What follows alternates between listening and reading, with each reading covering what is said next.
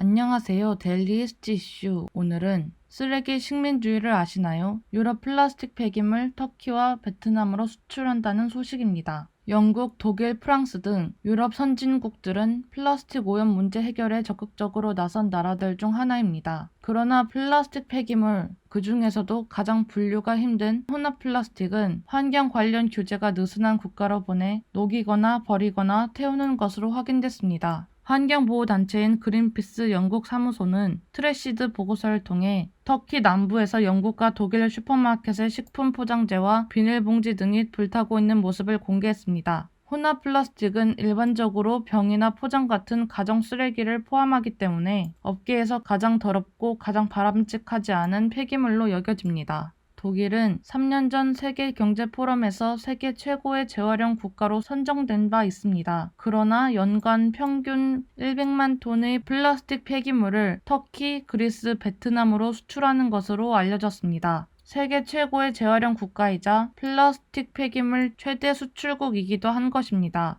영국은 플라스틱 폐기물의 61%를 수출합니다. 특히 터키로 폐플라스틱이 몰려 문제입니다. 중국이 2018년부터 해외 플라스틱 폐기물 수입을 중단하자 플라스틱 폐기물이 터키로 유입되기 시작했습니다. 2016년부터 2020년까지 영국이 터키로 수출한 쓰레기의 양은 1.2만 톤에서 21만 톤으로 18배 증가했습니다. 독일이 터키로 수출한 플라스틱 쓰레기의 양은 6,700톤에서 13만 6천 톤으로 7배 증가했습니다. 그린피스 터키 사무소의 니한 테미즈 아타스는 그린피스 영국 보고서가 보여주듯 유럽에서 터키로 유입되는 폐기물은 경제적 기회가 아니라 환경적 위협이다. 유럽 전역에서 매일 플라스틱 폐기물 쓰레기로 가득 찬 241대의 트럭이 터키로 들어오고 있다. 터키가 유럽에서 가장 큰 플라스틱 폐기물 처리장이 되고 있다라고 지적했습니다. 플라스틱 오염을 염려하는 환경 전문가들은 영국, 프랑스, 독일과 같은 유럽의 폐기물 생산업체가 이 문제를 처리할 방법을 찾아야 한다고 말합니다. 폐기물 관리 시스템이나 환경 법규가 없는 가난한 국가로 수출하는 것은 식민주의나 다름없다는 게 그들의 의견인 것입니다.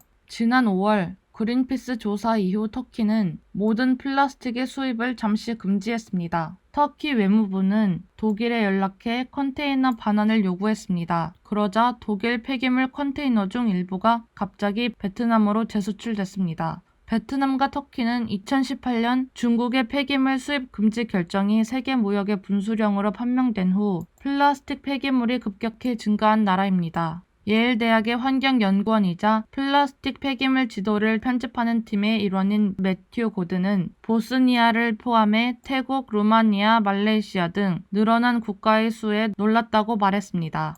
그는 특히 중국 수입 금지의 여파로 동남아시아가 플라스틱 폐기물의 핫스폿으로 떠올랐다며 그 이유 중 하나가 컨테이너선이 공산품을 싣고 중국을 출발해 미국에 도착한 다음 돌아올 때 빈 상태로 오는 대신 매우 저렴한 운임을 받고 플라스틱을 수입해 오기 때문인 것으로 보인다고 의견을 전했습니다. 미국 수출업자들이 플라스틱을 국내에서 처리하는 것보다 해외로 보내는 것이 더 저렴하다고 여긴다는 것입니다. 지난 5월 플라스틱 폐기물 수입을 금지했던 터키는 곧 그 법을 철회했습니다.